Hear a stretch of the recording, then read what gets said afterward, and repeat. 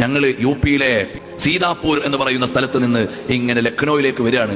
അപ്പോൾ ഒരു സ്ഥലത്ത് കുറെ കുട്ടികളെ വിളിച്ചിരുത്തിയിട്ട് ഒരു കുട്ടി ഇങ്ങനെ അക്ഷരം പഠിപ്പിച്ചു കൊടുക്കുന്നുണ്ട്. അപ്പൊ ഞാൻ പറഞ്ഞു, ആരായിരിക്കും പഠിപ്പിച്ചു കൊടുക്കുന്നത് എന്ന് വിചാരിച്ച് ഞങ്ങൾ അവിടെ വാഹനം നിർത്തിയപ്പോൾ മാഷാ അള്ളാ, നമ്മുടെ മഖ്ദൂമിയിൽ നിന്ന് ലക്നൌവിൽ ഖാജ മൊയ്നുദ്ദീൻ ചിശ്തി യൂണിവേഴ്സിറ്റിയിൽ ഡിഗ്രി ചെയ്തുകൊണ്ടിരിക്കുന്ന വിദ്യാർത്ഥികൾ വൈകുന്നേരം ഇറങ്ങി തെരുവിൽ അലഞ്ഞു നടക്കുന്ന മക്കളെ തെരുവിന്റെ ഓരത്ത് കൊണ്ടിരുത്തിയിട്ട് 5-10 മക്കൾക്ക് അക്ഷരം പഠിപ്പിച്ചു കൊടുക്കും.